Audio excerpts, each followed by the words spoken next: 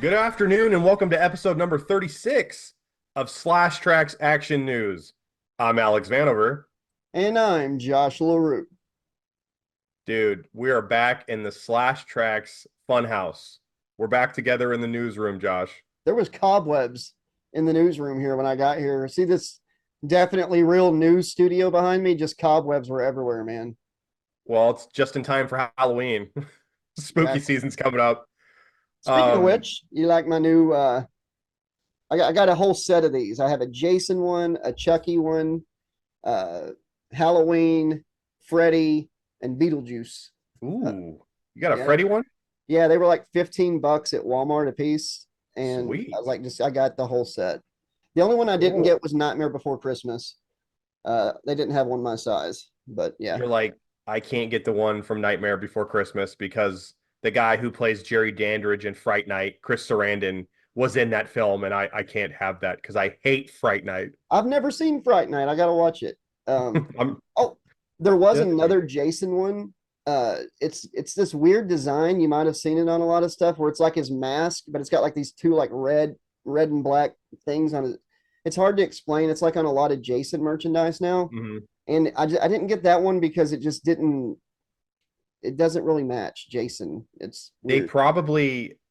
I'm just speculating. They probably have like that different chevron, presentation, probably because of all the Victor Miller and Sean Cunningham stuff, right? Probably so. Probably Got to so. have something to do with that. Yeah. Jason Voorhees is kind of like the Ninja Turtles of horror commercial property. Like they'll put Jason Voorhees on anything, Underwear, socks, sippy cups, pacifiers, diapers, anything. everything, man. I'm surprised that Jason Voorhees didn't show up at the end of Avengers Endgame. Like when Captain America's like, Avengers, assemble. And then like Jason Voorhees showed up right next to like Black Panther and Spider-Man. He was in Player Ready Player One or whatever that movie. I think him and Freddie were both like had a little cameo in that, and Chucky. Freddy was for sure in that. And since we're already on a sidetrack, 2 minutes into the show, I want to say something else in that vein. Do you remember when they made? I think it was. I don't know if it was the first It or the second It, but the recent ones that just came out, and they were both under New Line. So they were under the same studio that had Jason and Freddy. So like I thought for sure that one of the kids like fears was going to be Freddy because they show a Nightmare on Elm Street poster in the background of the theater. Yeah, yeah, I gotcha. feel like that was a big missed opportunity on their part, but what the hell do I know? Maybe Robert England's appearance in the Goldbergs, maybe they were going to do it. And then they're like, ooh, Robert England's looking like it looks like Freddy's been enjoying his success. Like Freddy's a little heavier than he used to be. Let's just say that. He's been eating the pizzas that his face is designed after. Yeah, he's just been eating soul pizza ever since Freddy's dead, or ever since Freddy versus Jason. Hey, Oh my Josh, god. let's get into tell the slashaholics how they can get a hold of us. Go outside and scream really loud. Touch Um, the grass. yeah, it's on the screen. It should be slash tracks 2020 at gmail.com. You can also support the channel many ways through patreon.com/ 80 slasher librarian, cameo.com/ tracks network. You can even donate through PayPal and Cash App. All the information is in the description and pinned comment below. We really depend on all of you grassroots viewers to help us out. We don't have any big sponsors that pay us. We don't get ad revenue. So yeah, we depend on y'all, and we appreciate every dollar, every penny. It really does help. And be sure to check out the second channel, Slash Tracks Network, with Alex Vanover. What's going on over there? Well, what's going on is a lot of stuff, Josh. You and I just released on Saturday part 4 of Green with Evil, Yes, sir. The Green Power Ranger saga, where Josh and I break down and discuss that episode and all of its awesomeness and glory. Our hero, JDF, is just been revealed to be the Green Ranger. So we're going to be going into episode 5 of, Spoiler alert. So Tommy's the Green Ranger. Oh my God. yeah, yeah. So we're going to be going into next Saturday, not this Saturday, next Saturday. Josh and I are going to be reviewing episode 5 and concluding that series. And a lot of the people in the comments have been asking us to maybe start another mini series.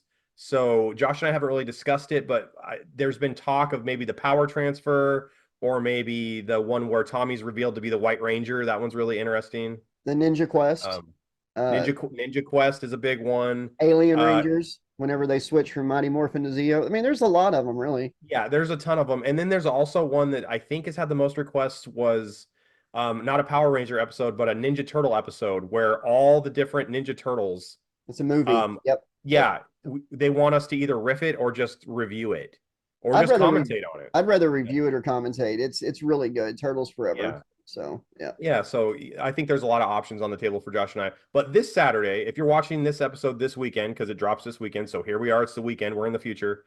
Head on over to the other channel. I'm reviewing a He-Man episode, which is Into the Abyss. So you can check that out. But right now, we're here in the moment, we're in the present, and we are Well, back in the Slash Trax news studio. you left out something very big about the other channel. I'm going to be reviewing some 80s cartoons as well. Stuff maybe Oh, like let's see here, My Pet Monster, Denver the Last Dinosaur, maybe even Captain Planet, Mario, something like that. Uh, dude, you just named like 3 of the 4 best 80s cartoon theme song TV shows of all time. That Denver, the Last Dinosaur theme song lives rent free in my head to this day. I'm going to ruin Denver for you here in a second. I was going to say real Ghostbusters and stuff. We'll probably do that together if we do reviews on that. Yeah, yeah. Um, but Denver the Last Dinosaur, and this is a news story because people, I'm just asking questions. So here we go. Denver the Last Dinosaur, he's my friend, and a whole lot more. What exactly is Denver doing with these children? That not only is he their friend, but a lot more? Tune in tonight at 10 to find out what.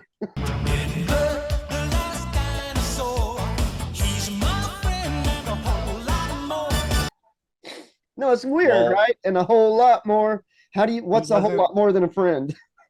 Denver wears like Hawaiian shirts, kind of like a similar shirt to what you're wearing right now. He wears sunglasses. He wears like Hawaiian shirts, but he has no pants on. So That's the little whole bit lot of more. There's some weird stuff going on little there. bit of Winnie the Pooh action going on. Like he's familiar with clothes, he just chooses not to wear pants. I gotcha. So, Yeah. but the whole lot more thing worries me. They actually remade Denver the Last Dinosaur on Netflix a couple years ago. What? CG animation, like computer animation, horrible, horrible. He looks like a little baby dinosaur. But yeah, Denver, the last dinosaur. He's my friend and a whole lot more. Denver, the last dinosaur. Shows me a world I never saw before.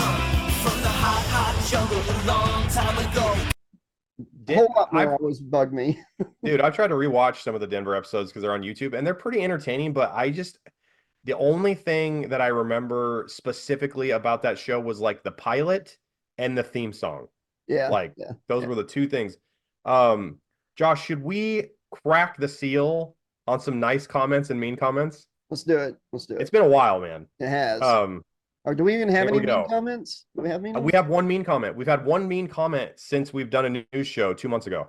Oh, and for all those that I know are wondering, the hair is coming back. So it's almost there. All right, let's Everybody, all the audience members, all the Slashaholics, even new viewers are like, oh my God, thank God Josh's hair is coming back. Woo! hair report instead of weather Woo! report. Thank God. Nice comment, Josh. Great review. Super excited for more riffs. And that's from our friend, Mr. King's Shorts V. And that he's talking about Slash Trax reviews, The Raft. Okay. Yeah, so pretty straight to the point, but I really like comments like that. We got a nice comment on one of our Power Rangers episodes where this guy, and I didn't write it down for this, but he just said thanks. Yeah. And that's really that I really like that comment because it's like he's like thanking us for he really enjoyed it that much. He had to thank us. I thought that was cool. That's a very positive way to look at it. Yeah. Yeah, I just think that's cool. I just think that's really neat because sometimes I'm gonna get on my soapbox for 13 seconds. I think sometimes life is so hard that if you can just be distracted for like 25 to 30 minutes with something you like or laugh at, Yeah, that's more important than almost anything else going on in your day. I can agree with that. Yep. Yeah. We need you. I mean, that's why media and pop culture is so important and entertainment's so important because everything's so heavy. You need to be able to escape a little bit. Mean comment. A couple times I was wondering if you two guys had ever seen the movie. Big thumbs down. And that's from a friend of the channel, Sakura PG1FR. And he's talking about Slash Trax reviews, Child's Play. Wow. So I don't know why you're giving Child's Play a big thumbs down. I thought it was a really good movie, man. No, I'm just kidding. Dude, you're talking to literally two guys that talk horror more than anything else, and one of the two guys has literally narrated the novelization to Child's Play. So yeah, we've seen the movie. We didn't watch it like 2 seconds before we did the review. Exactly. So sorry we didn't give like the exact book report on it. But yeah, what does he mean? Like, what did we say that didn't line up with the movie? I don't know. I think you and I had points where we might have misplaced a scene above another, like before another scene, like in order, like actual sequence of the movie. Because I remember I jumped around where he reveals himself to Andy, and then it was before, or yeah, excuse me. I basically said he revealed himself to Andy after he had already spoken to his voodoo master, which was flipped. It didn't actually go in that sequence. But that would still mean we've seen the movie. Yeah, and I don't get it. I don't get the insult. well, here's another thing about that before we move on to the nice comment. Like Josh and I were literally talking about how the star of the movie, the female lead, met Kevin Yeager, who was the guy who did the special effects, and we're talking about their love life, behind the scenes stuff. How do we know that stuff about this film? And we know about people showing up at the movie studio and having like a riot, basically. We know all these things, but we didn't actually see the movie. Why would we even deep dive into it if we haven't seen it? Why would we care? Jesus. That's just interesting. That's I bet you that guy, yeah. dude, that guy's at his house. He's got Child's Play on loop. Like that's the only tape he owns. Do you remember being a kid and like having, because VCR tapes used to be really expensive, slashaholics. So when Josh and I were kids, if we got a tape for our birthday or Christmas, I don't know about Josh, but I would wear that out. I would watch it over and over and over again. My mom would get sick of it. Batman Forever. I think I watched that on VHS from the time I was like, let's see, that was 95. So I was like 11. From the time I was like 11 to like 19, I probably watched that thing 300 times, 200 times. Yeah. And like Young Guns, Speed, Nutty Professor, Heavy Metal. Yeah, Heavy Metal, Blue Bush, Fantasia, Lion King, basically Aladdin, anything that I could get my hands on that I didn't have a return date on.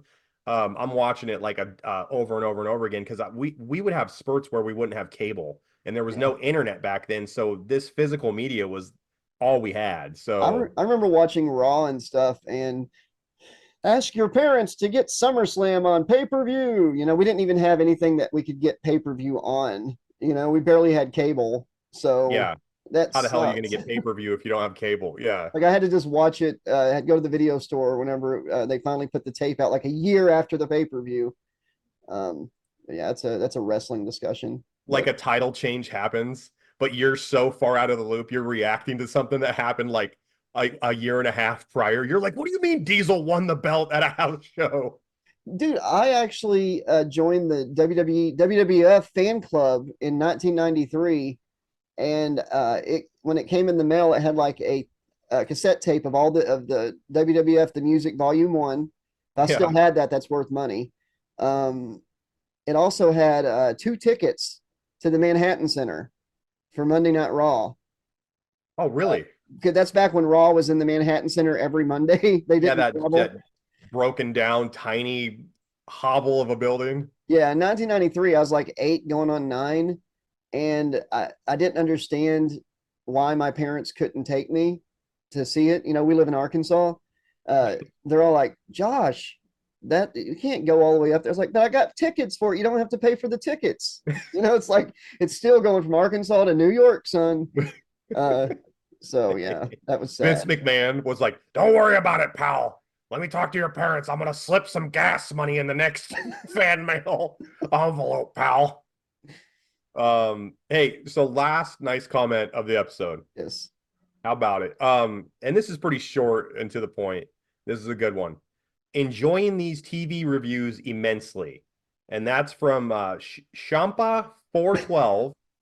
And he's talking about Green with Evil Part 4. So our most Oh. recent TV review that you and I did, Green with Evil Part 4. He says he's having a really good time with these episodes we're doing. We're enjoying them immensely as well, and we enjoy having you as a viewer immensely. Yeah. Josh, today we got to get into our show sponsor though. Okay, can I give a quick message to the viewers? Yeah. Okay, I just want to thank you all for being patient. Alex has done an amazing job keeping things going content wise, and I've popped in when I could. Had a very, very hard summer emotionally. I do have some depression problems, anxiety problems that have been getting triggered and hitting me harder than normal because a year ago my father passed away, and the year I was born he opened up a small business, and he kept that thing open for 40 years. It was the same age as me. He opened it 2 months before I was born, and roughly a year after he passed away, just last month, my mother decided to sell that business, and I was working there helping run it after he passed. It was never what I wanted to do, but it was like a connection I still had to my dad, and it being sold hit harder than I expected it to. It was almost like losing what was left of my dad. And right in the middle of that, my oldest brother passed away suddenly from cancer. Like he found out he had it, and within like a month, just gone. And it was just bam, bam, bam, things happening like that. Thank you for all the kind words. I gave you all an update, and a lot of you responded. Uh, I'm back. I've been doing like the stuff on the other channel, the small reviews. We're back here with the news podcast, and there's going to be a lot. I'm gonna kick it into overdrive on narrations to make up for the lost time. Sometime in the next week or two, it's cooling off now. I'm gonna hammer out some narrations. I'm writing a sequel to Celestial Slumber, and I just wanted to say thank you to everybody for your patience and kind words. That's it. The good thing it's cooling down too, because when Josh reads, he sweats. So Yeah, I can't turn the air on or a fan on when I narrate. Like I can have a fan on during the news podcast and stuff, but yeah. man, when I'm narrating and it's like 100 degrees outside, I'm just drenched. Somebody sees you just covered in sweat and they're like, Josh, my God, did you run over here? What happened? I narrated the book. Been reading. Been reading. I've been reading.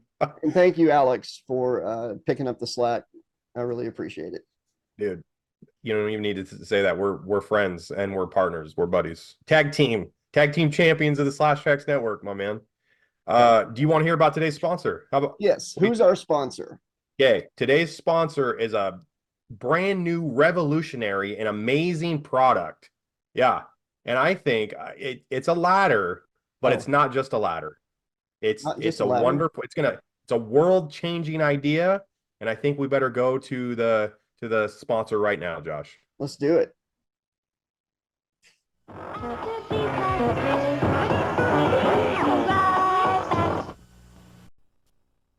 It's a very easy situation to operate. You just push the buttons in right here on the two sides. There are two little buttons. And all you do is push them in, and that will release it.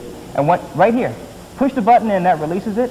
And then after you let go, it locks firmly in place. So really, you're all set. And this is tough. It is? Listen, give you an example. Say you have you have to get up on the wall, high ceiling, vault the ceiling. Hey, listen, just walk right up. And I tell you, it's very safe, it's durable, and it's lightweight. You're scaring me. So really, Whoa. now it's locked in place, okay? So really, you say, Oh, God, Harold, are you okay? actually, I didn't have it locked. You have to lock it. Once you lock it, you're okay. But it is very safe to operate. So continue to call for it. All righty. Well, Harold, I hope you're okay. One B-side.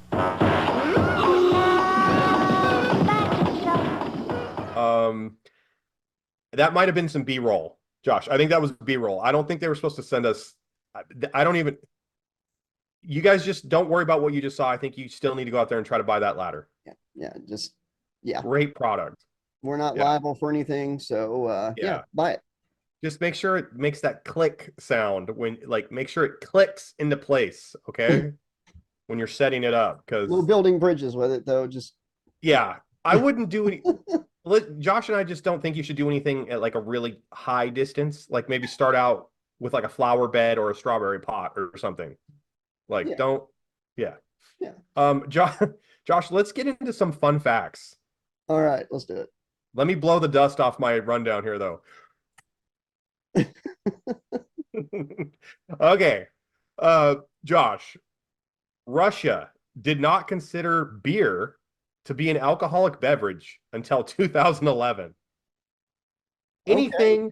Anything containing less than 10% alcohol, Josh, was previously considered a soft drink. That's so Russia.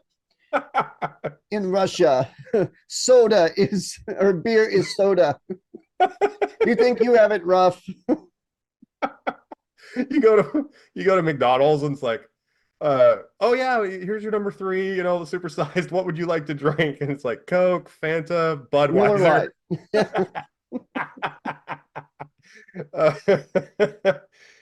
Hey, Josh, King Henry VIII of England hired 4 men who regularly checked his feces, monitored his bowel movements, and wiped his bottom.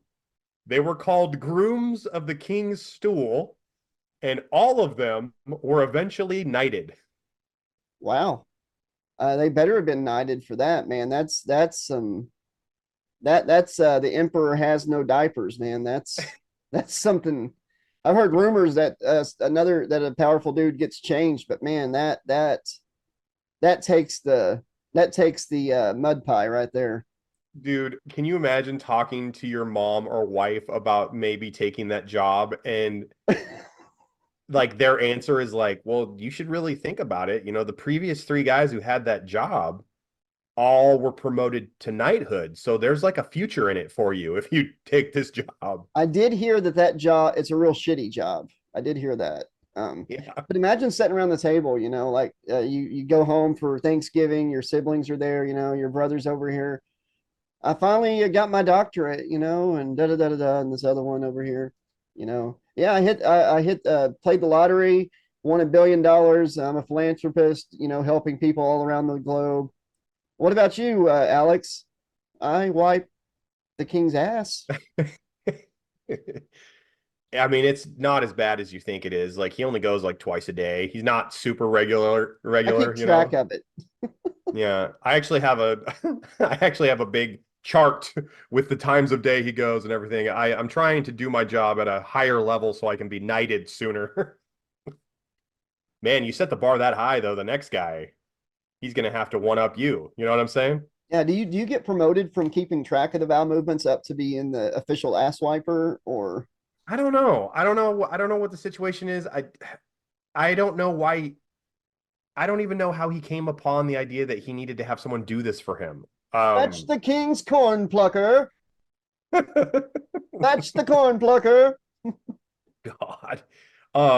Seahorses, Josh, they lack a stomach, and therefore they need to constantly eat to stay alive. So they're eating essentially 24/7.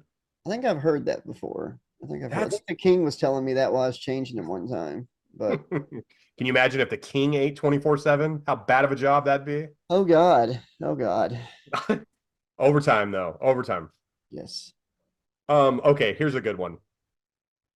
Dwayne "The Rock" Johnson's beard in the movie Hercules, Josh, was made of actual yak testicle hair.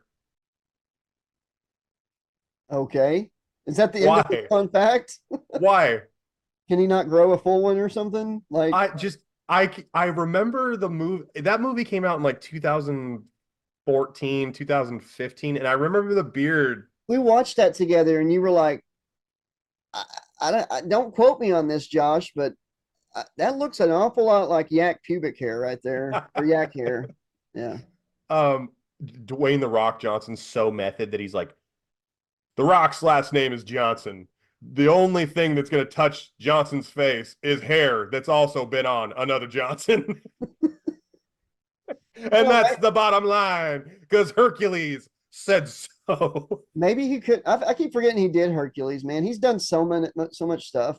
Dude, he plays the same character essentially in every film now. He's no different. It was refreshing in the other guys whenever him and Samuel L. Jackson like jump off the roof, to chase after the bad guy, and they just splat and die. They just die. That was great. That was so great. Yeah, that was good. But I can't grow like if I try to grow a beard, it's all like gashy, like there's gaps everywhere. So maybe Keanu Reeves. You have a Keanu Reeves beard. I can do this I can grow this out real thick, but if I let it go for like a year, it would probably work. But I'll be on podcasts like big old gaps in my beard. You'd look like Robin Williams after he got set free from the Jumanji board. Yeah. What year is it? Hey, last fun fact of the episode. There were 3 times, Josh, that a U.S. vice president assumed temporary presidential powers. I know one of them, but go ahead. This is temporary. This isn't like an assassination. This is just temporary. Yeah.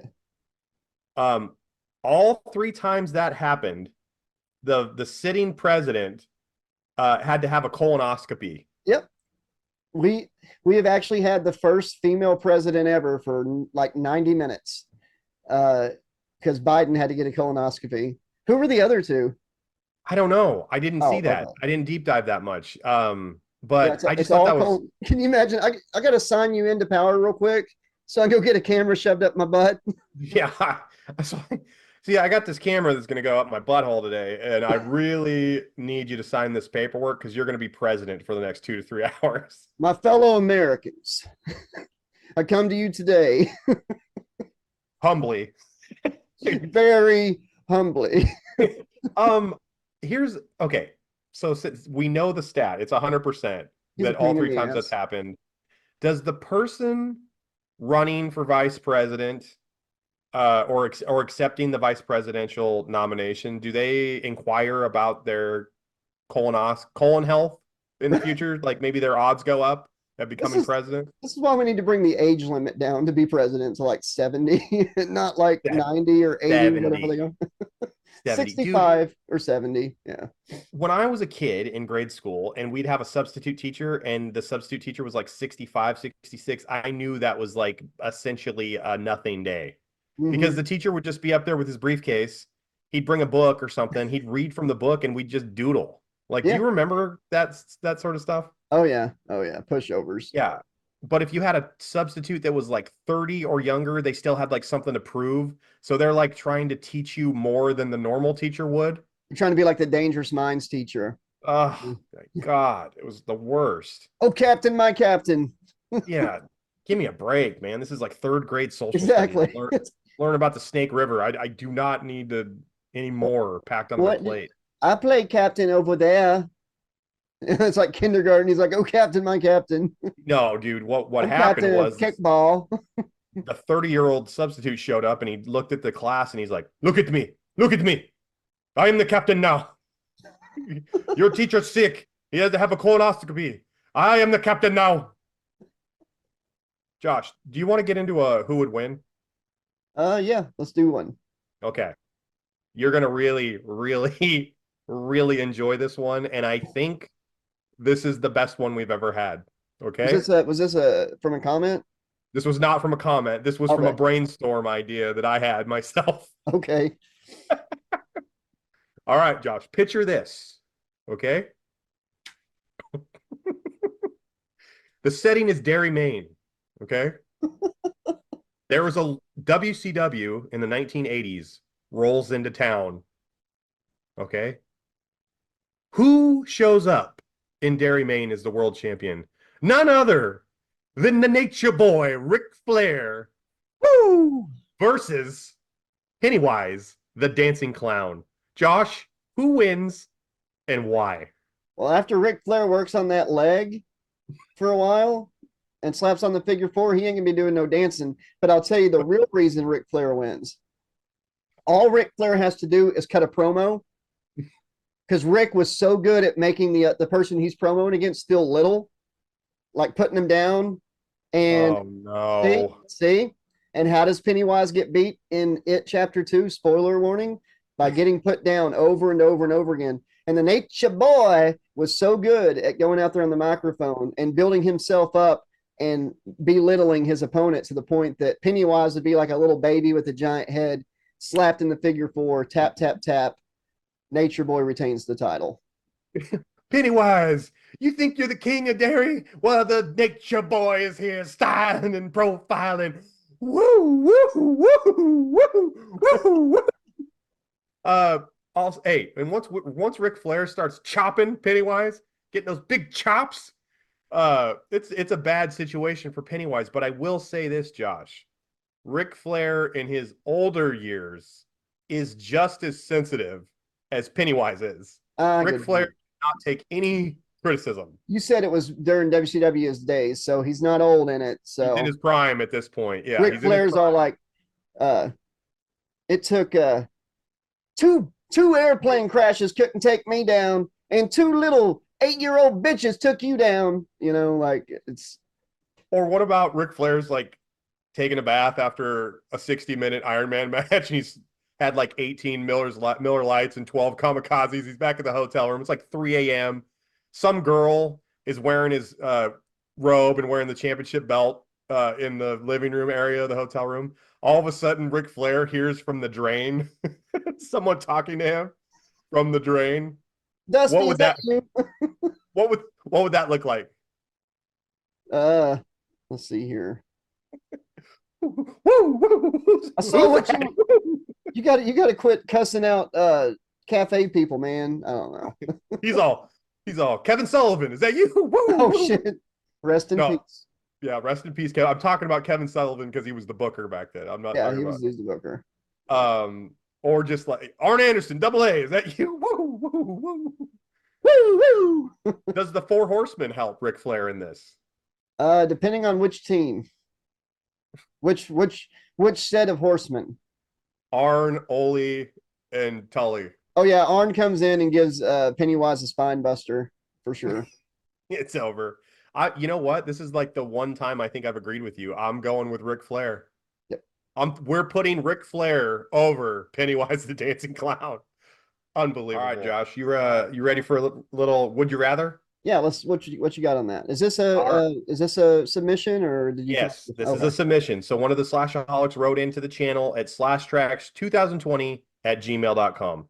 And they can also they can submit questions for future podcast episodes in the comments below as well. So either email or comments below. We check everything.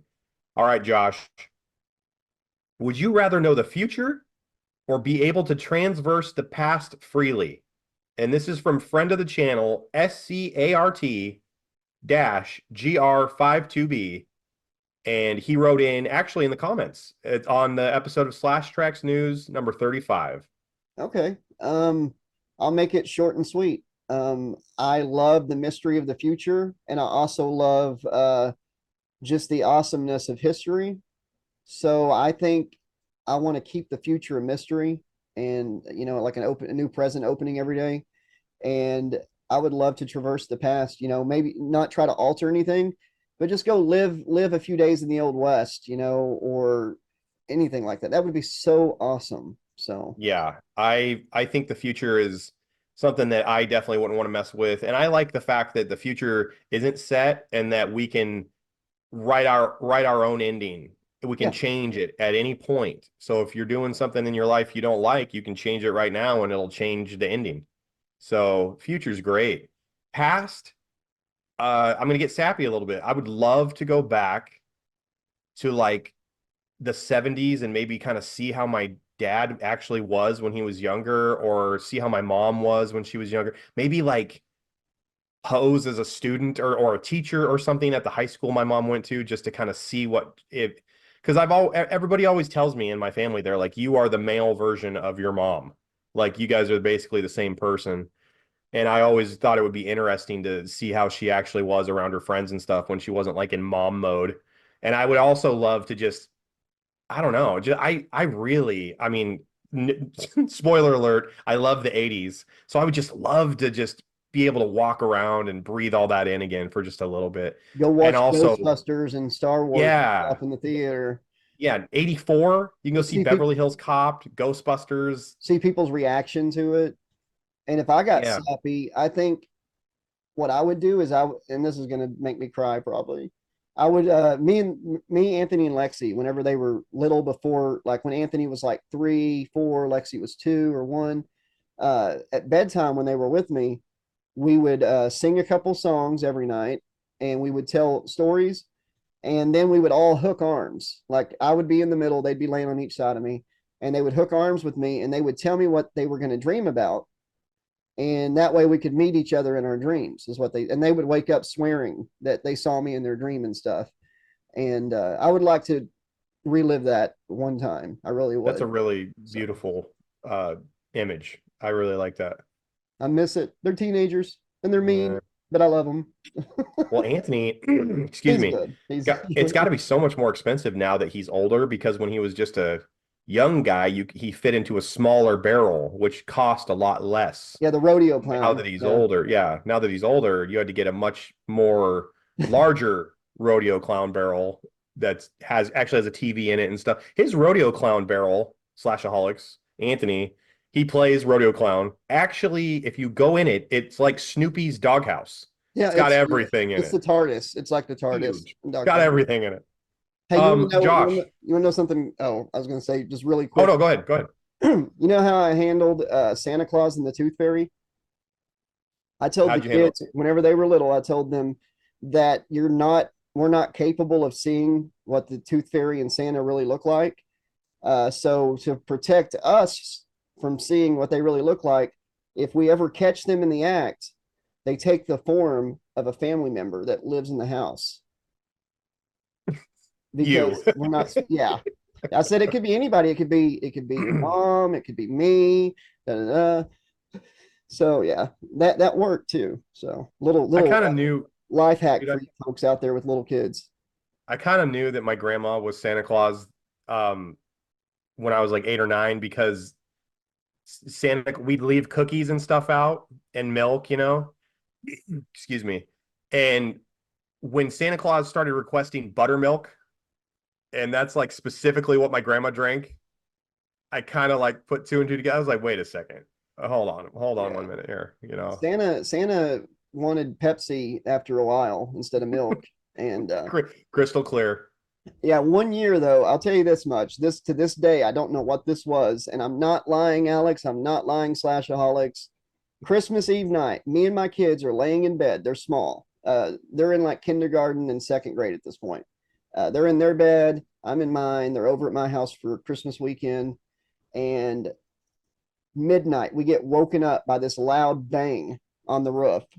And we ended up with like this spot in the ceiling where that bang was. And it was like something broke and kind of pushed down from the time that night until the time we moved out of that house. It was there. No idea what it was. Midnight, boom on the roof. And then like this part of the ceiling kind of came in a little bit, like a little spot. So yeah. Krampus, Santa, I don't know, but Tim Allen, maybe. No lie, that's creepy, but yeah. Josh, let's go into the award-winning YouTube segment. Let's go into Josh's Cringe Corner. Oh, I've got a good one. I've been sitting on this little jelly bean for a while, or should I say big jelly bean. So yeah, everybody, I'm going to introduce you to Jelly Bean, the fat baby. Oh, hi. Welcome. We're going to have a great time. It's going to be lots of fun. We're going to learn all about some Bible stories and learn how to grow up in Jesus. I can hardly wait. Yup. To do that. Do you know why they call me Jelly Bean? Because I love jelly beans all the time for breakfast, lunch, and dinner. Yep. Well, I can't eat jelly beans all the time. My mommy says, Jelly Bean, if you eat jelly beans all the time, you could be a fat baby. Is there anyone out there that was ever a fat baby? There's one honest one. Mommy said, Jelly Bean, you have to eat the right kind of food. Go ahead, hit it, Maestro. Let her rip.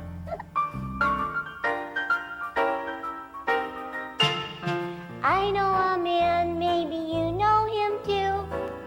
never can tell, it might even be you. His spiritual tummy, it can't take too much. One day a week he gets his spiritual lunch. On Sunday he puts on his spiritual best and gives his language a spiritual rest. He's just a fat little baby. He wants his bottle and he don't mean maybe. He's just a fat, fat, fat, fat, fat, fat, fat. Fat, fat, fat, fat, fat, fat, fat. Fat, fat, fat, fat, fat, fat, fat little baby. Oh yeah! I'm the Slasher librarian. I'm a fat baby, Alex. Whoa. That's almost on the same level as the Undertaker cutting a promo when he's like 19. Oh God. Ooh. Ooh. That was a good one though. That was Can't unsee it, man. Jumpin' Jeff. Are you a fat baby too? Yep. that makes sense a little bit. A little bit, yeah. Tony the Spider. Are you a fat baby? Here's Tony the Spider.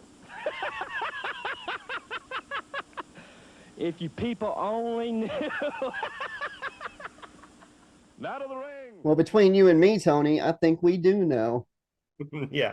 Hey, I'm happy that we got them a little work. They've actually been included in the last 2 episodes. Well, if we're gonna keep paying them, you know, I don't want to get Jeff where he's mad now.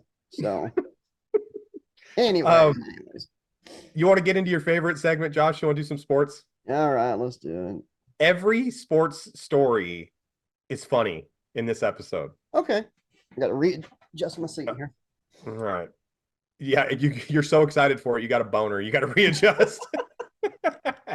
Sports? Oh, yes. Oh, baby. Sports! Oh, yeah. Hey, Josh, in 2005, Marlins pitcher Brad Penny dared their bat boy to drink a gallon of milk in under an hour without throwing up. Okay? He offered him $500 if he could complete the challenge. The bat boy attempted it. The bat boy failed. The bat boy puked all over the place. And instead of Brad Penny, the guy who started the whole thing, getting in trouble, the bat boy was suspended for 6 games by the Marlins. Wait, so the bat boy, have him drink a gallon of milk an hour before the game? No, just like maybe I don't know if it was during the game or after the game or at practice, but they bet him you need to drink this and not puke within an hour. Oh, okay. $500. Bat boys, man, like growing up, I had 2 older brothers that by the time I was born, they were already like teenagers. And then I had 4 sisters. And my dad coached all 4 of my sisters in softball. I was always the damn bat boy. Always the damn bat boy. I got trophies from being the bat boy. I got Awesome little picture like baseball card things that they would make for, you know, the players as bat boy. So I sympathize with this pukey little bat boy. So dude, they've had MLB suspensions for like PED use, for like performance enhancing drugs, that were 10 games. So like a guy gets caught cheating blatantly with steroids and he almost had the same suspension as the bat boy drinking a gallon of milk. Wow, that's crazy. I just think that's crazy, dude. What does a bat boy even get paid that he's, you know, missing out on getting suspended? Like what does he lose? Does he lose autographs from his favorite players? Like what they have to be paid like a flat fee because games only last like 2 to 3 hours. So if they're paid hourly, it couldn't be that much. I mean, I honestly don't know, but it can't be much. Do you know what the longest running baseball game in history was? No. Oh, I don't either. I just assumed you might know. Well, I have an idea actually, because I think I have researched this. It was like 20 hours. It was like forever. It was a long game. That bat boy of that game. Okay. Because dude, baseball games can't end in ties. So if that's why they can last so long, it's ridiculous. And it was there's 0-0. Dude, there's been baseball games that have lasted like less than an hour because it's all based on outs. So if they get the outs fast, it is what it is. That the game's over. It's Yeah. it's a really interesting scoring system. Okay, Josh, here's the only sports story of the show that's not funny. I just want to rant for a second because it annoys me. Well, you lied. You said they were all funny, but go ahead. Well, it's kind of fun. Oklahoma State. So Oklahoma State University, they're going to start having QR codes on their football player helmets so that they can potentially get name, image, and likeness donations during the game. So like the players can potentially get money deposited like in their account or like money for the university based on these QR codes on their helmets. It's like these players are like OnlyFans models now. Jesus. This shit is embarrassing. This is ridiculous, dude. I think it's absurd. Well, if there's one thing I know, it's that football players, basketball players, baseball players on the pro level do not make enough money. So I'm so happy to see them having new revenue streams, to make up for being so poorly paid. I mean, an NFL player, only dreams about getting paid the salary of something really important, like, I don't know, a teacher. So yeah, slap those QR codes on there, get them some extra money. They need it. Well, these are college kids, but it's still ridiculous because college, yeah, okay. Well, it's a new thing that college kids are getting paid, but like I don't like anything about this. It's a horrible look. It's stupid. They shouldn't get paid for college play. I'm sorry. It's such a weird deal. Getting an education. I understand there's some colleges that like don't feed the kids enough, or they weren't feeding them enough, or like they were skirting the rules and they're making all this profit off their backs. Like some of the players are getting paid millions upon millions now, and some of the other kids are not. So there's no like level playing ground. If they're gonna do this, they should just all be paid one flat fee. It's like college has turned into pros now. You have college players kids are getting paid $1 million or more. Dude, there are some college kids making millions of dollars now. No, dude. Gosh, that is ridiculous. Dude, they have some college kids.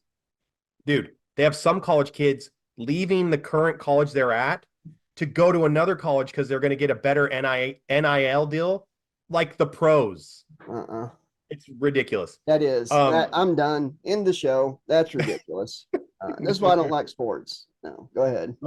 Okay, so New York Yankees, Josh. Here's another story. This one's funny. Okay. The New York Yankees are one of the only pro teams in sports that like they have a strict like dress code and like haircut and beard policy.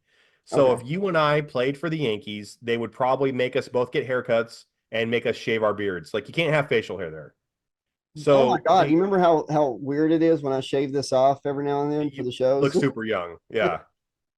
So the Yankees trade for this guy from the Dodgers named Phil Breckford.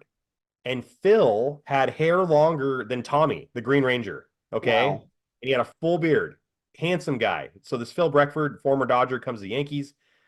They say, hey, unfortunately, you got to get a haircut and you got to shave your beard. He complies with it, Josh. Okay. And then 5 days later, they cut him. Cut and cut. At least he didn't get a third Phil. cut somewhere else, Yeah. Thanks for the cut, Phil. You're cut. Yep. Why would you even, I don't know. I find it hard to believe that they didn't know that they were going to cut him. Like, I don't know. So why even, I don't know. Here is the best sports story that we've ever covered ever in the history of Slash Trax. Okay. I don't want to build it up any more than it is, but it's hilarious. Here we go. All right, let's do it. The Olympics just ended recently in Paris. So every 4 years we have the Summer Olympics. Yeah. French pole vaulter Anthony Amaretto missed one of his jump attempts at the Olympics in Paris, not because he didn't clear the bar. Oh God, I saw that. Oh, yeah, it's painful. Oh, it's not painful. because he didn't clear the bar, but because he hit his manhood. Oh my God! Can we show a clip on the bar going over? So his chance at Olympic gold was ruined because his junk slapped the bar on the way over the top of the bar. We should just cut. We need to show a clip of that. People's got to see that if they haven't seen it already. Whoa! What happened here, Coach Judy? Right at the top of that pole. Leg shoot up, and then it seemed to just be sloppy. Let's segue from that award-winning clip. I guarantee if YouTube has some sort of award ceremony, we're winning for best pole vault story. Pole vault. Yeah, ironically, man, his pole hit the bar while pole vaulting. Josh, let's get to wrestling. I got a lot of stuff to talk about. Don't we have a sponsor for the wrestling segment? Let me take a look real quick. Yeah, no, we're sponsored. The horror segment is sponsored today. Gotcha. But you know what? That's a great time to segue into the PSA that YouTube actually is making us do this episode, because we violated some more stuff in the previous episode number 35. So they're making us do another PSA, Josh. Yeah, let's do it. Let's go to the PSA. Yeah, I'm going to hold on tight this time so I don't get knocked out of my chair. You ready? Hold on. Okay. Let's go. Look out. Oh, gosh. I'm trying. I'm trying. I'm going to beat you. I'm telling you. You're not going to be. There's one behind you. Oh, man. Crash and burn. Too bad, Corey. Guess that makes me the winner. Again. Temporary winner. I've been holding back. I've been giving you a break just so you get the hang of it. But now it's time to teach you a little respect. Right. But it'll have to be next time. It's almost fourth period, and I do not want to get caught in here. But Jenny, hold up. Look, I brought a disc, and we could copy this, okay? And we can play it on my brother's computer. Okay, no problem. All we gotta do is... Whoa. Are you sure you know what you're doing?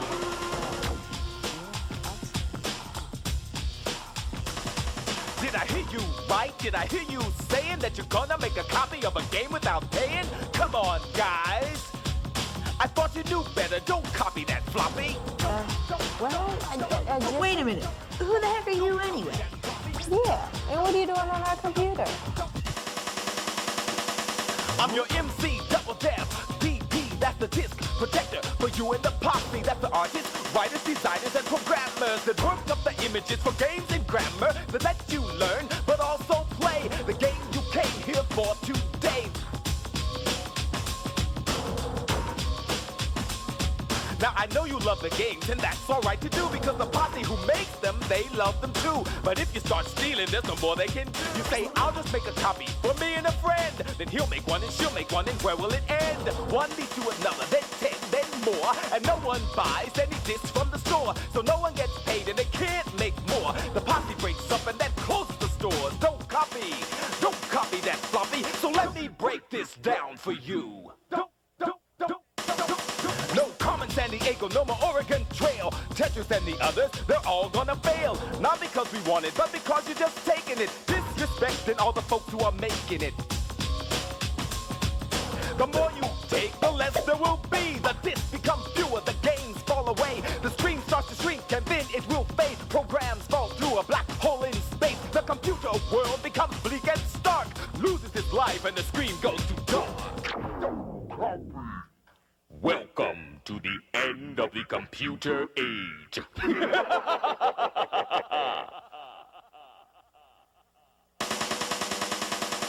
But I'm much too strong and you're much too smart to let that happen to your chances to explore parts of the new age just behind the doors of your minds. You're the posse of the future and you hold in your brains things never thought of before. And in time, you'll teach us so much more. That's why I'm here and what I'm fighting for. Don't copy that floppy. Now let me introduce you to some of the team. They'll explain a little more about what I mean.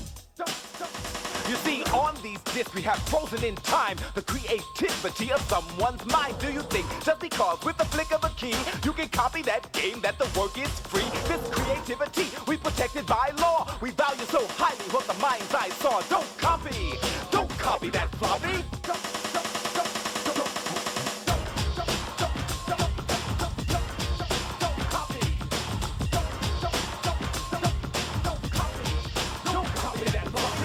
The right thing is really simple for you.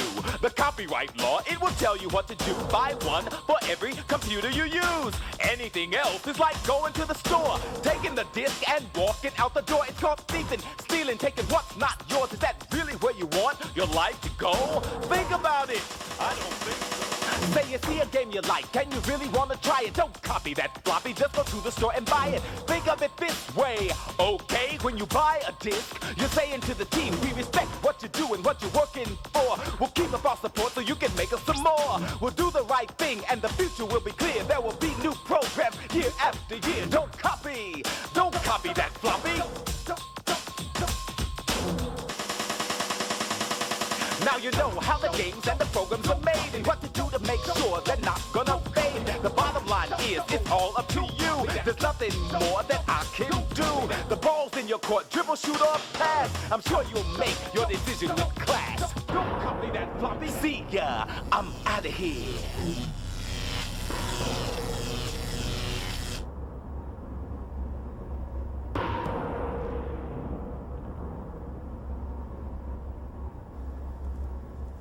Don't even think about it.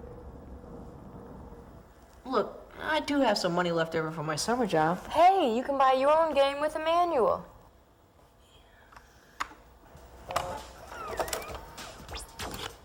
Do you think we have some time left over for another quick game? Oh, it'll be quick, all right. Won't take me long to beat you. No way, this time you're going down in flames. Please open it. Whoa. Okay.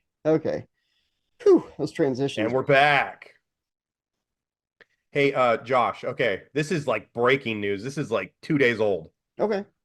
In Cleveland, a woman was injured when a beer can was thrown at her during a Hulk Hogan promotional event for his brand new Real American Beer.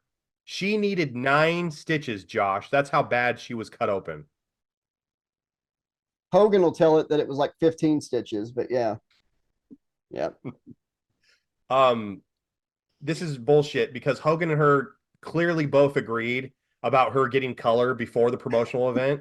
And this is clearly just another screw job in the making, brother. That's right, brother. Listen, dude. Listen, dude.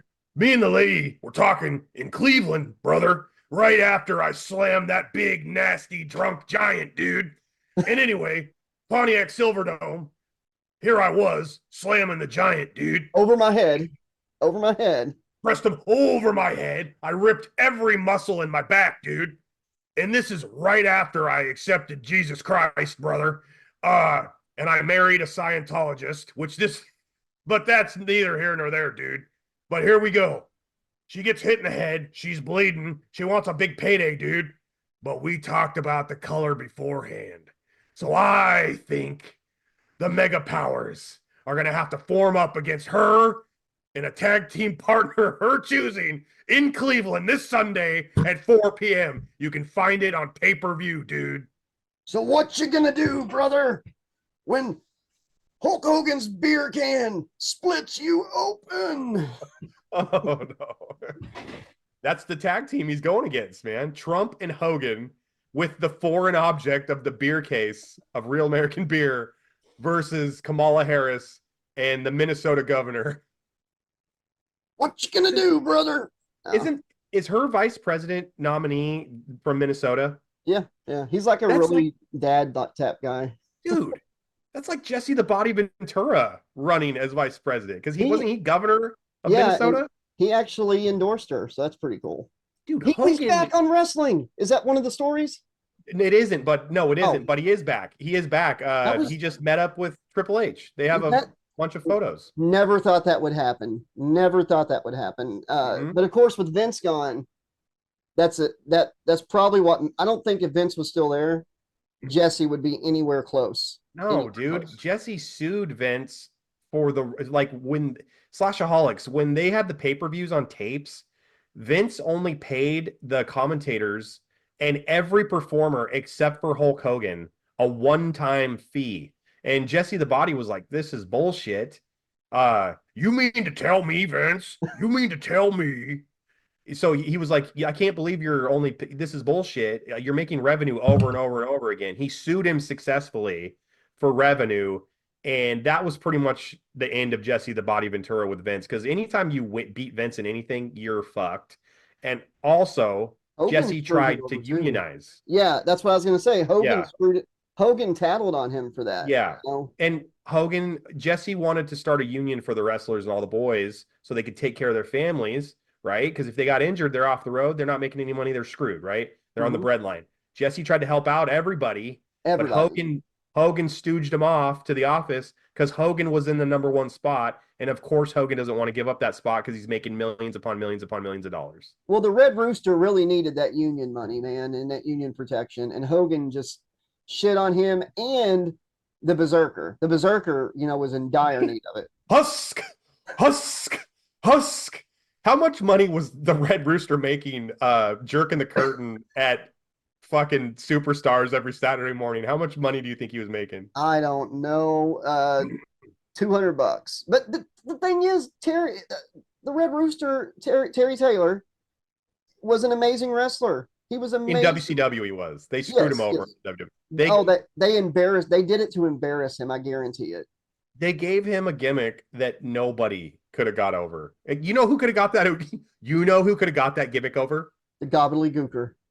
Dusty Rhodes. Dusty can get anything over. Yeah. He got over fucking, excuse my language, I just cussed again. He got over yellow polka dots. Yeah, he was over, man. Yeah. Go back and watch the WrestleManias and stuff with him. I don't care. Him and what's her name, they were over. They were that over. part. And let me tell you something, baby. When the Red Rooster Dusty Rhodes comes down to the ring, baby, the chicken son of a plumber, baby. The cock of the walk. I'm the cock of the walk, baby. Let me tell you something.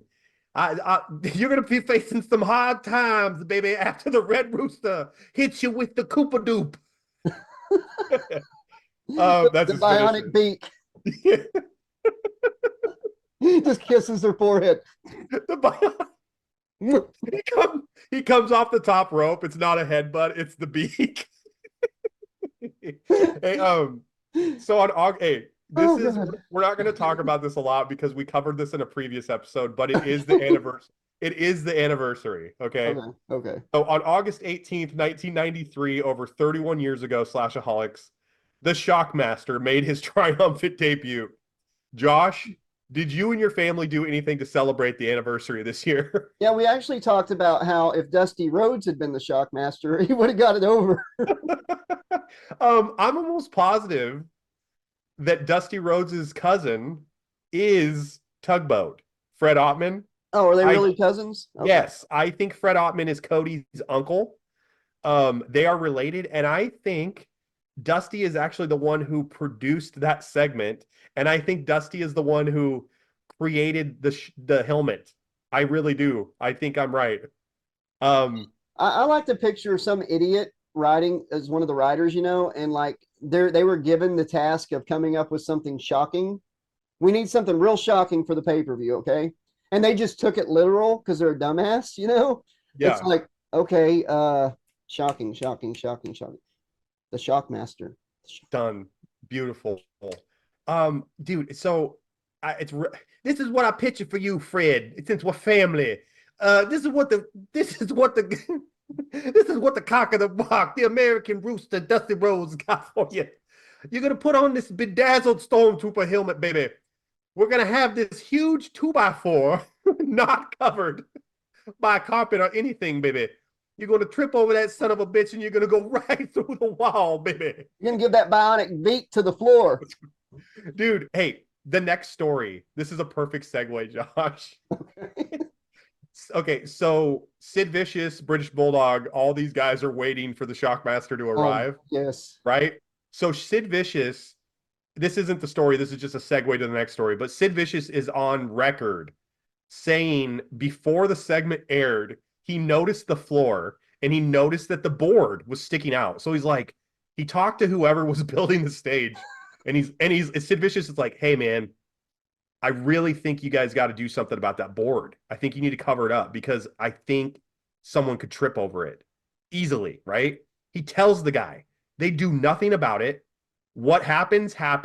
Sid Vicious, Slashaholics, if you listen to the clip of the Shockmaster falling through the wall, you can hear Sid Vicious say, I fucking told you. Yeah. So Sid Vicious is saying, I effing told you because he had told them to fix that and they didn't do it. Can't you hear Kevin Sullivan? He's the voice, right, of the Shockmaster. I don't know. Oh my Whoever God, it that's a was, you great. can hear them like finishing a laugh when they start doing the voice. Like they're trying to. Like this, like And WCW didn't really do a whole lot of live events, so it was just This- really bad luck. Really bad no, luck.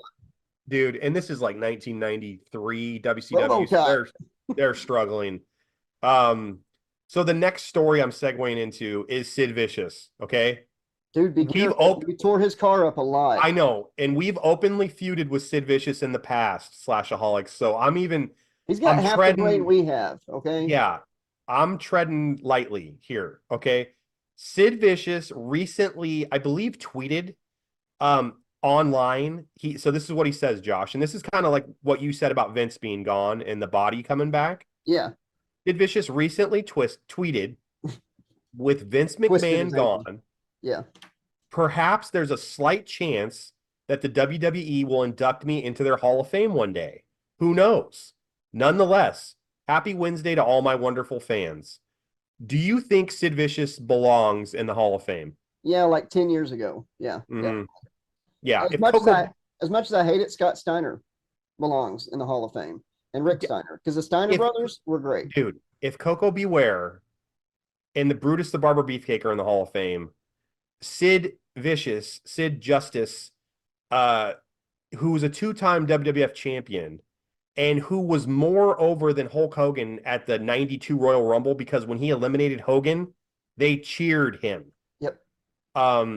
Sid Vicious was a main event player in every promotion he's ever been in. He was believable. He cut a great psychotic promo. He had the body. He had everything. The only problem Sid had was I don't think he was properly motivated 100% of the time, and he loved softball. He was distracted. He is a Hamburg, Arkansas resident, so fellow Arkansan. He's got that going for him. Because people from Arkansas are just badass. Most of us. We have it with President was from here. So, but no, I was going to say Sid Vicious definitely belongs. But what I was saying about Scott Steiner, and I will not go off on too big of a tangent here. Scott Steiner could have been huge in WWF whenever he came in like 2003. Mm-hmm. The problem was Triple H was too worried about losing his spot as the top heel. So he brought Scott Steiner in as a babyface. That was the stupidest thing I've ever seen in my life. If Scott Steiner had been brought into WWF as a heel, mm-hmm. He would have been champion. I really believe that. I agree with you, because Scott Steiner, Big Papa Pump, he was one of the bright, shining spots of WCW at the end. No matter how unhinged he was really good. Yeah, and he was another like thing Stone about Cold almost. He was almost like WCW Stone Cold. There was one other thing about Scott Steiner that played against him. He had some sort of nerve thing when he was in the WWF or WWE at that time. Yeah. He not a club foot, but he couldn't feel his action. He couldn't feel his feet. I was gonna bring that up. The foot injury, as a face, it would not matter as much. As a heel, I mean, he would not have to worry about that as much. As a face, when you're selling and wrestling and stuff, you gotta. I don't know how to explain it really to make it make sense. But as a heel, the foot injury, he could have done stuff where he didn't have to depend so much on doing, having to worry about his foot whenever he's doing moves. Technical moves, babyface stuff. He didn't have to do babyface technical stuff. Exactly. As a heel, he could have worked around that. And to this day, I swear it was all Triple H. I just have to believe that Triple H wanted to be the top heel. So he's like, hey, father-in-law, make him a face. People like him from WCW. He gets cheers, but no, that's why he ended up on the mid card and then shipped out, because they made the best heel like 99 to 2001 WCW had. He was the best heel they had, and brought him in as a babyface. Never made sense to me. And I think in an alternate reality somewhere, he came in as a heel and did a lot better. And I don't even like Scott Steiner. I really don't. Yeah. I think he's a jerk. He's pretentious, and maybe he's better now. I've seen him talk and stuff, and he's a little more calm and chill. But back then they had to do like a 7-second delay because of Scott Steiner, and he was They hurting. didn't know what he was going to say. Yeah, him and Rick Steiner were hurting people. But that being said, Scott and Rick deserve to be in the Hall of Fame as well. So I'll book in that. I think what happened, and it's not just a Scott Steiner situation around the WWE at that time. Yes, I think Triple H absolutely did that to Scott. But I think they did that to every WCW talent that came over there, yeah, except for Hulk Hogan. yeah, Because Hogan, I think Vince had a really hard time putting anybody over that wasn't his creation, and I think that he still viewed Hulk as his creation, even though he went over to WCW and had all that success as Hollywood Hogan. Because as soon as Hogan showed back up in the WWE, guess what? He was red and yellow again. Yep. I'm just saying. Well, Vince, he left WCW red and yellow technically. but we remember that. I remember it. You remember it, but a lot of people don't. Yeah, yeah. They remember him wearing the black and white, wrestling Billy Kidman and the Jeff Jarrett stuff. Yeah, he was wearing. Yeah, yeah. Well, what happened was in '99 he went back to the red and yellow in WCW, and then he went to the Terry Bollea, the FU New Blood, where he just where he was like a hybrid. He was like a hybrid. Then after the Terry Bollea thing on his way out, he would sometimes wear the red and yellow, sometimes wear the Hollywood Hogan stuff as a face. So yeah, you're right. You're right that I didn't like it red and yellow with the beard, but I was just happy to see at the time. I was happy to see Hogan as the champion one more time. Yep. And I have defended that man so much over my years, and I apologize for that. But anyways, but what I was just gonna say, like what I said previously is like WWE went out of their way to bury every WCW Nitro guy. They did it to DDP, they did it to Steiner, they did it to everybody. Big time. Yeah, I think the only two people that didn't really get that treatment was Booker T and Hogan. Those were like the two guys that didn't really get screwed over from that. They weren't really burying Nash. They let him. He just ended up getting hurt too easily. Yeah, but dude, tell me that Vince probably thought that Nash was his creation also. Oh, yeah, good point. Come on. Because Nash did come back and feud with Triple H years after the NWO thing. Yes, yeah. Here's another story. Stone Cold via The Athletic and the New York Times, Josh. This is a quote. They're asking him about WrestleMania coming up. Or not coming up, the next WrestleMania. Yeah. He said, I said I won't leave Nevada. It's hard to get me out of this state. But with that being said, or excuse me, but with WrestleMania next year, it's in Vegas. That's in Nevada. So he says, can't get me out of Nevada, but WrestleMania next year is in Nevada. What do you think? I butchered that quote. I apologize. What do you think he would do if he came in? Like, give me the headline. I think that what would the headline read if he showed up? I think I don't know what the headline would be, but he would have to be wrestling a main event, right? On one of the two nights. They're not going to put him on the mid card. No. Didn't he main event with Kevin Owens night one when he wrestled a couple years back? Stone Cold? Yeah. Yeah. He was the main event of night one. He might do one. He might do one more. What I had heard, the rumor was, and don't quote me, I heard that with John Cena, it being his last go around, this is the end for John Cena. Yeah. I had heard that Stone Cold and John Cena might be a WrestleMania main event. See, that would be cool to see, just because they're like, the Attitude Era meets Ruthless Aggression. But usually when a big star is leaving, they put somebody over on the way out. And, John Cena's kind of already done that. Like his last two runs, he lost more than he won. All he does is lose. That's all he does now. United States champion or whatever, But so maybe since he's done so much of passing the torch already, that would be a cool thing to see. Stone Cold and John, I'm telling you right now that if John Cena and Stone Cold wrestle and Stone Cold shows up at WrestleMania in Nevada, he's not losing to John Cena. No. He'll go over. Or it'll be a Broadway or something. They both pass out or something. I think it would be like a multiple finishing move match, and it would probably take 2 to 3 stunners to beat reborn Super Cena, and that would be how he goes out. And I don't think Cena would want to go over on Stone Cold, even in his last match. No, I don't think so. But which is why I He's so don't think he's skinny going to now, wrestle. Which is why I don't think he's going to wrestle Stone Cold. I think John Cena is going to win his last match. Yeah. See, Batista and John Cena have lost a lot of mass and weight. Have you seen Batista lately? He's an actor now. He's a movie star. Yeah, he doesn't want to keep up the body. He came out and said that, so, but no, I you know what? If Stone Cold comes back, I mean I'm gonna watch anyway, but if he comes back at WrestleMania, I'm definitely like that is appointment television for me. Like I don't give a shit what else I'm doing. I'm watching that. I'm looking forward to F-bombs and stuff on Netflix. It might get me watching wrestling again, honestly.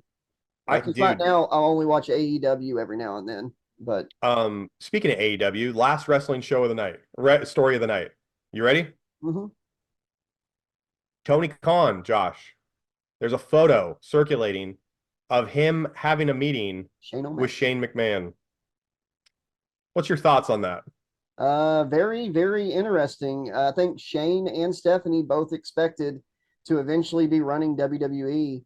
And I think their dad having to plan an escape plan is why he sold everything, taking away that legacy. And I think that Shane might be making some type of deal to be involved with or invest in AEW. I think there's like probably 2 or 3 different reasons why I think this might happen with Shane going to AEW, because AEW is currently trying to get another television deal. Yeah. And I think that the buzz around like a potential Shane McMahon or McMahon coming to AEW thing could create enough interest for them to like hike up the price on a potential new TV deal. So I think that's smart business. I also think that Shane, I think he reached out to WWE before this. Yeah. And he had interest in like coming back. And I think it was probably as a performer. The last time we saw Shane on TV in WWE wasn't it at WrestleMania where he like blew out his quads, like trying to leapfrog the Miz? I think so. From like around across the world or whatever. Yeah, so he or some major pay-per-view, he blew out his quads trying to do a leapfrog, and then like Snoop Dogg had to roll him up in a schoolboy.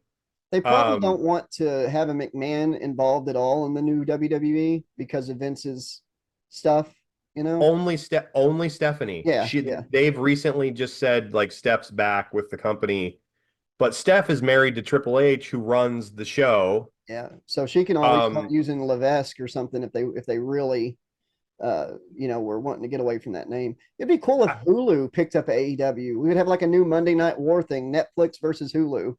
That would be crazy. Or like Amazon Prime or something interesting like that. I think that so I kind of think Shane wants to get that bad taste out of his mouth. I think he's itching to like have a different ending. Yeah. And maybe, just maybe, there's a little bit of resentment towards his sister and towards Triple H for him not being the one to be picked to run the company. Yeah, I can see that. I can see that. So I think maybe, I mean, this is almost like a villain arc. This is like, oh, you didn't want me, so I'm going to go somewhere else and I'm going to get you back, sort of thing. I was excited when I thought he was going to run WCW on a different network back in the day. Dude, they totally fumbled the bag on that. They could have done that. Yep. They didn't have any stars, though. That's the problem. But WWE is supposed to be good at building up stars, and they had a lot of young talent. So I think it was just Vince fucking shit up like he did the NWO, and all. He never intended to see it succeed. So if the reason a lot of those stars didn't show up to WWE and to begin with, they waited out their contracts and took the money just sitting at home. Vince could have, because WWE, like I'm pretty sure went public very shortly after that, and that's when Vince became a billionaire. He could have paid those stars more money to get them on TV and to build the initial WCW product back up. So that's Vince not wanting to pay them what they're worth either.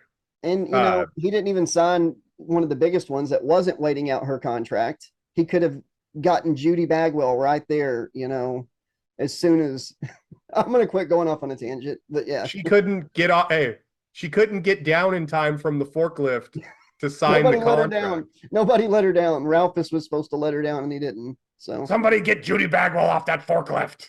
She needs to come down here and sign this contract. it's just like she's still on that forklift in that arena, just like the TV title somehow got thrown in the trash can at one arena.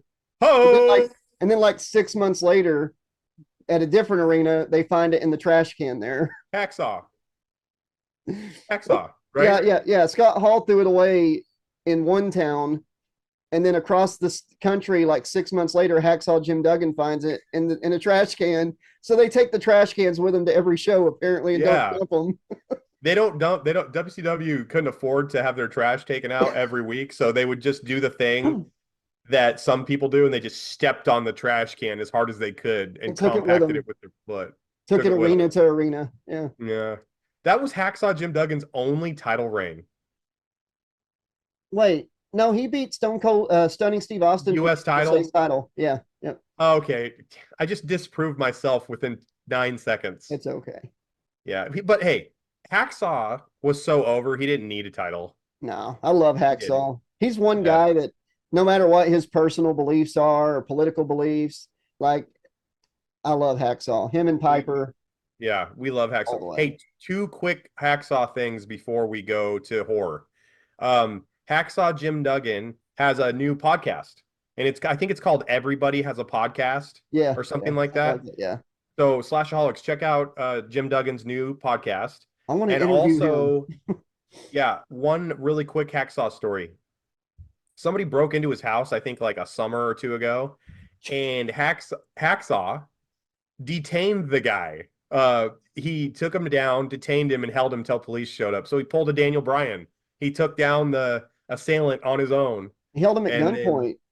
I heard. Oh, did he hold?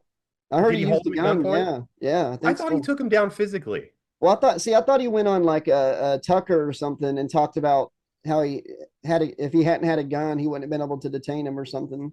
Huh. I could be wrong. I might be mixing up 2 stories, but where the hell was his 2x4? Where was his 2x4? He had to burn it. It was a lean winter.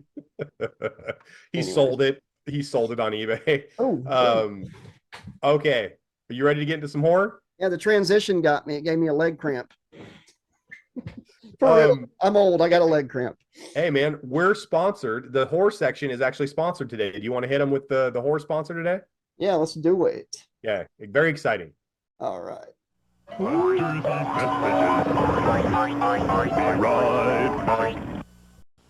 Listen to Remco's Baby Laugh a Lot.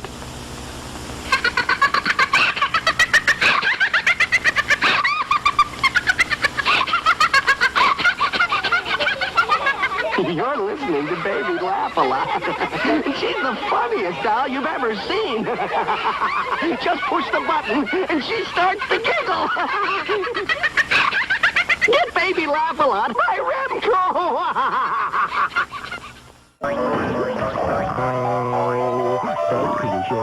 A whole segment sponsored, man. That's really cool. Creepy. Creepy. Why are dolls always so damn creepy? I don't know, but like I was like excited to be sponsored, twice in the same episode, but when they said we want you to include this in the episode, here's the footage, scared the hell out of me a little bit. My daughter had that baby doll. Oh. Man, that footage is like from the 60s, and what were they thinking? Like, oh, this is going to air on TV and all these kids are just going to love this. They're going to want it for Christmas. Kind of like when we watched Puppet Master versus Demonic Toys. It's like the kids are opening their Christmas presents. Yay, it's the really freaky looking baby doll and scary bear and Jack in the Box I've been wanting for years from Santa Claus. Yay. What's that? Mommy, did you get me that really ugly toy for Christmas? Yeah, these kids are going to be nothing but disappointed here in a second. Oh, you got me exactly what I wanted. The really horrifying looking teddy bear and baby doll. Corey Feldman opens a box in that movie on Christmas. He's like, cool, another part. Another role. The flashback hits him in the face. God, man. Corey Feldman. total segue for like 3 seconds. I watched a documentary on him and Corey Haim today. I'm back, King. And dude, Corey, I've never seen two careers melt down so fast in Hollywood. They melted together. I mean, seriously, Stand By Me, Lost Boys, Goonies, License to Drive, Final Chapter. Dude, all this stuff. And then they went from that to like National Lampoon's Last Resort. Then they were in this other movie Corey Feldman directed called Busted, where they're cops. It's like they just some of the Fast Getaway 1, 2, Demolition High, like all these straight to Showtime movies, like just shit. I don't know how that happened. Dude, Corey Feldman was in like the equivalent of a Lifetime movie when he was still like in his teens. Like he was not very far removed from superstardom. How does that happen? Right, I know. How the hell does that happen? Speaking of, like, let's get onto something positive. First horror story of the night. The screen used mask, Josh, from Friday the 13th, Part 8, Jason Takes Manhattan, just sold at auction. Do you dare venture a guess for how much? $1 billion. No, 27,222. You know what? You're in the ballpark for sure. You're a Price is Right master because you didn't go over. So Josh does it again. $44,100 for the screen used mask. Which ironically, Slashaholics, is $100 more than the movie's entire box office take. $44,100. It made more than that. You lie. Yeah, it made millions. But it's universally panned. But that mask always got me because they just happened to find it. He like gets it to scare the girl and somehow knew exactly where Jason had damage on his axe mark. The broke. axe mark. Yeah. Everybody in town knew, it was. Dude, if you could buy one mask from the franchise of Friday the 13th, which one would you bid on? Uber Jason or Jason X before he becomes Uber Jason. For some reason, I just like that look. I'm going New Blood all day long and twice on Sunday for sure. Josh, big gaming news in the horror community. Oh, can I drop one little pebble? Pebble. I don't know how they're going to do it, but Scream may have redeemed itself for me. I know what you're saying. I already know. It's not. I hope it's not a news story, but they're talking about somehow bringing Dewey back in Scream 7. Don't know how, unless they retcon something, or he was like faking his death. I don't fucking know, but I'm all for it. I don't care how they do it. Bring him back, and you get the slasher librarian back on Team Scream. But they're like, Gale is at the cemetery visiting his grave, and a bell rings. Like, you know how back in the old days they used to have bells attached to graves? Yeah. Dewey's bell starts ringing. Or just his hand comes out, shaking, nerve damage. Anyways, go ahead. Halloween the game is on the way, Slashaholics, and it's not this. So that's big news in itself. But John Carpenter is intimately involved in the process, and he is going to have major input in the story involved in the game. Sweet. I hope it's just like the Atari game, just like it. It's so bad. The Atari game's so bad. Anyways, I think it's cool. Texas Chainsaw, I bought it for PS4, didn't care for it. Killer Clowns from Outer Space, I played. Really fun game. David Bergantino wrote the game, like all the story stuff they add in. Friend of the channel. Yeah, we need to interview him about that. Please. But also, there's been a lot of Friday the 13th, the video game mods that have been happening since the game got shut down. And they were getting away with it. Like somebody finished off the space map and Uber Jason. And if you played on the PC, you could actually play those maps and stuff. And every single person, there's like 7 different projects that one of them was trying to bring the game back completely.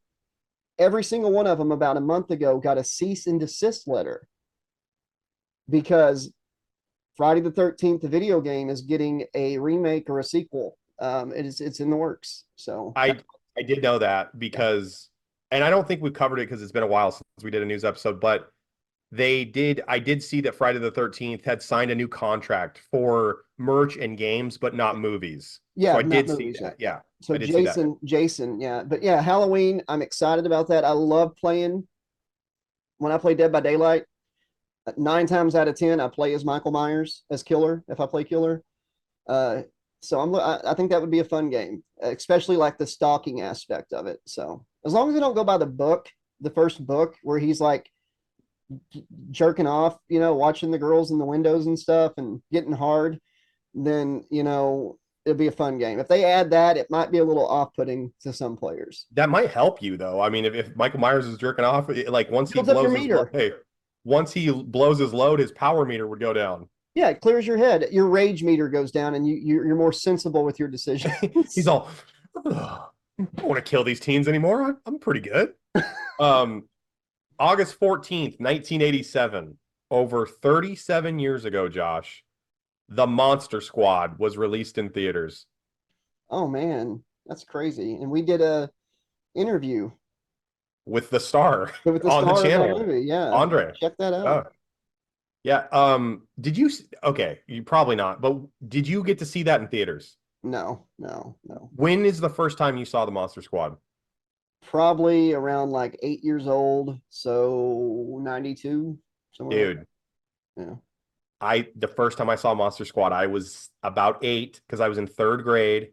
I went over to my friend Jeff Halbrun's house for a sleepover. We got Pizza Hut and we watched the Monster Squad for the first time. And I just thought it was the most fun movie I had ever seen because I had seen Evil Dead by that time. I had seen Dream Master. Yeah. But to see the Goonies in a world like that blew me away. That's cool. I loved it. I loved everything about it. Do you remember the first movie you saw in theaters? Like, yes. The very first, like, yeah. Honey, I Shrunk the Kids. Okay, see, I was about to say I saw that in theaters, but the first 2 movies I ever saw that I remember, I was 3 and 4, was Who Framed Roger Rabbit and The Land Before Time. For some reason, I can remember seeing both of them, and it's just 89 is the year that we went to the movies for the first time. That was I think the second movie I ever saw in the theater was Sleeping with the Enemy, believe it or not. Really? The Julia Roberts movie? I think Jurassic Park was the next one I saw after those 3, 93. But that's a strange movie to add to your list of first movies. But well, my mom wanted to see it, and I think the only person who wanted to go see it with her was me. So, and then the third movie I saw, and I'll never forget this, Ninja Turtles from 1990. Oh yeah, I did see that in theaters. So yeah, that was before Jurassic Park. So that was like the 4th movie I seen. But oh baby, Land Before Time is the reason that I was terrified of Pinhead to the point that I didn't even watch Hellraiser, the movies, until I was like 20 or 21. They had a cardboard cutout in the front, the concession area. Yeah. For Hellraiser 2, and it was Pinhead. Yeah. And I was 4 years old, and that terrified me. And like subconsciously, I never watched the Hellraiser movies until I was like 20, 21. So do you know how much that cardboard cutout would be worth? An original Hellbound cardboard cutout promoting that movie? That would be it. I can go back in time and snag it. What's sad is that movie theater was in a town close to me for like 50 years, 60 years. They just closed it down over the summer. It went out of business. So it was lame. Dude, you should have went to that box office and seen it, because they usually have a stockpile of old movie posters. Mm-hmm. You should have went rooting around over there and used your slasher card. Be like, you know who I am? I didn't know that closed until it was over. So it's sad. Well, you step into my office because you're fucking fired. You blew it. You blew it. I'm getting in trouble for sending us down too many rabbit holes. I'm sorry, Tony the Spider. Stop laughing at me. Stop it.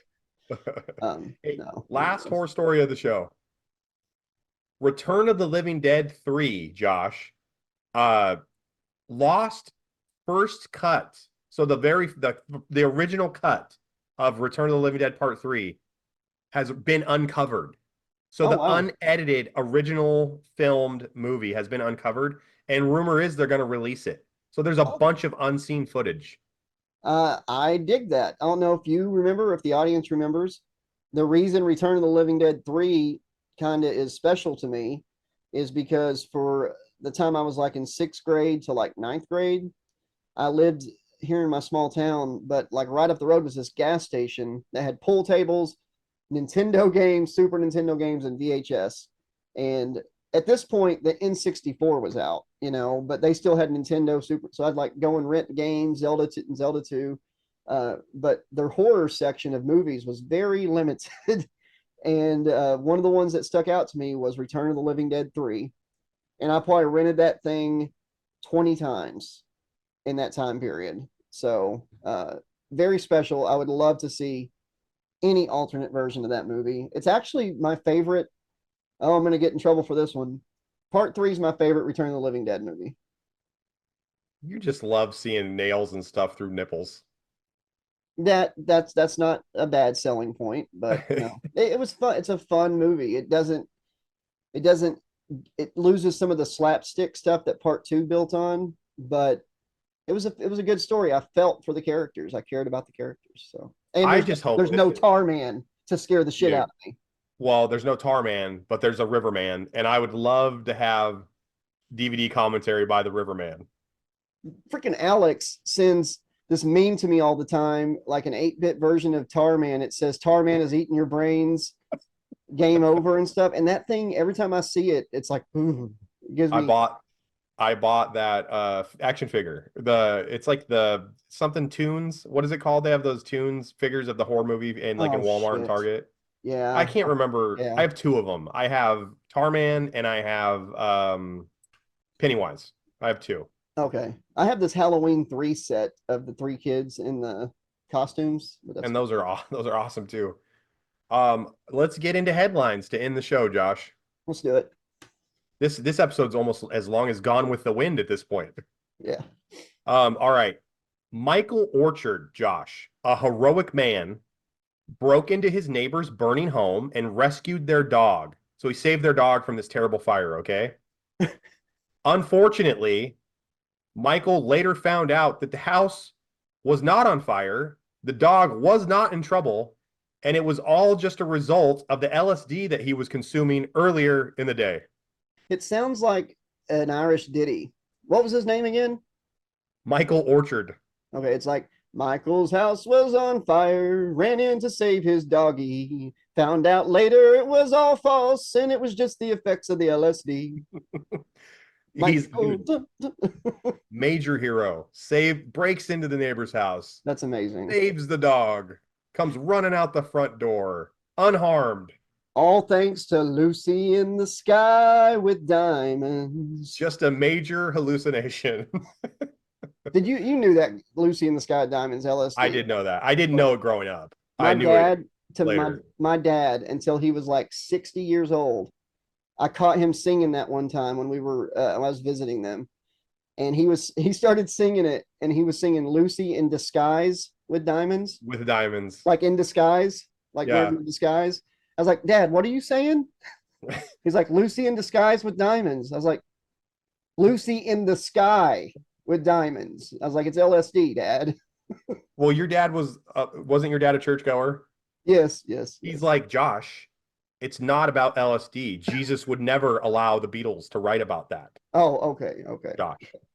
Because you know what it says in the Bible about LSD, Josh? What's that? It's against it. Oh, okay. Yeah. Thou shalt not take LSD. Thou shall not take LSD in the sky. It's one of those things where Moses had the 20 commandments, and he's like walking down the hill. And he breaks, like, he loses them or breaks them. He's like, I present the 10 commandments. I shall give these laws unto thy people. Hear me. Oh, hear me. All pay heed. The Lord Jehovah has given unto you these 15. 10 commandments for all to obey.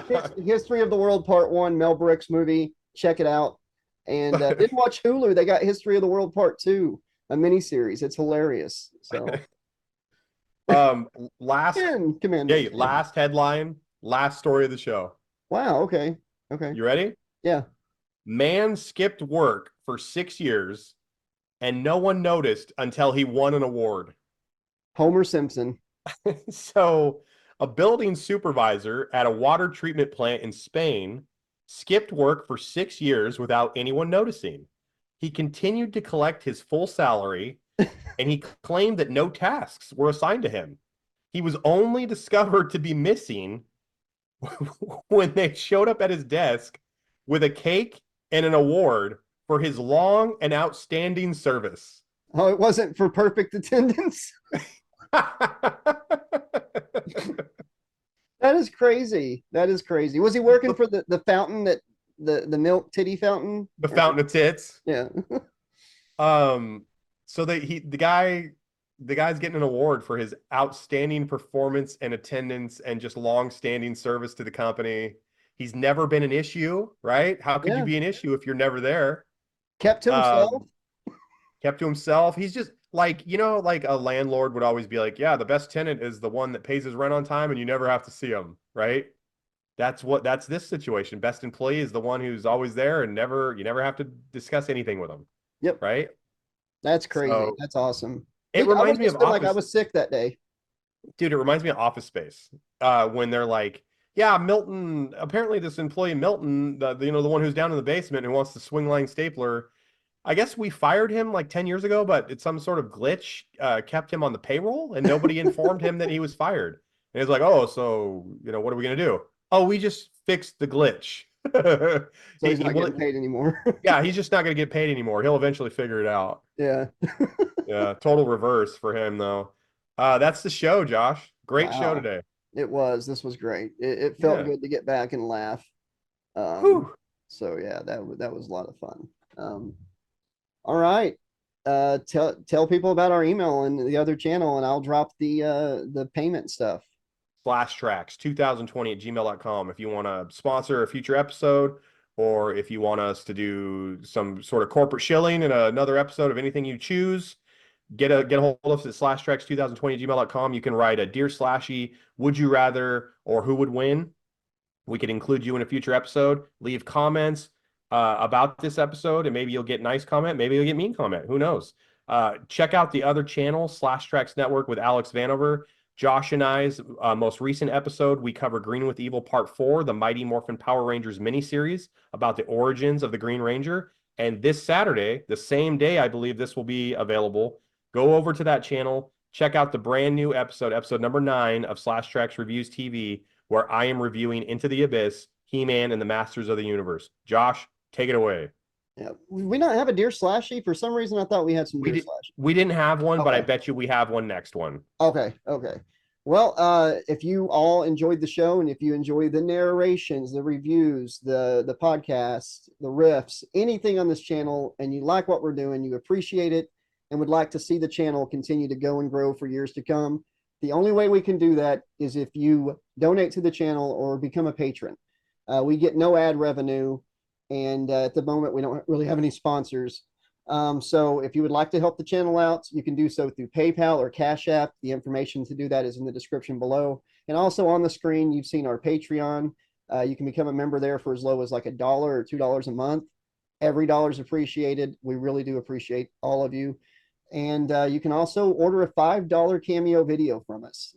Ask us to do whatever, sing you happy birthday, give advice, make fools of ourselves, whatever, $5, good price to get that, and it helps the channel. Yeah, thanks for watching. Thank you for your patience in my downtime that I've had. Hopefully I'll be dropping some My Pet Monster reviews and stuff over on the other channel soon. Until next time, this has been your friendly neighborhood 80s slasher librarian saying, thanks for watching, be excellent to each other, and always remember, the sun never sets on those who ride into it. Good night, have a pleasant tomorrow. Say goodnight, Alex. Good night, Alex.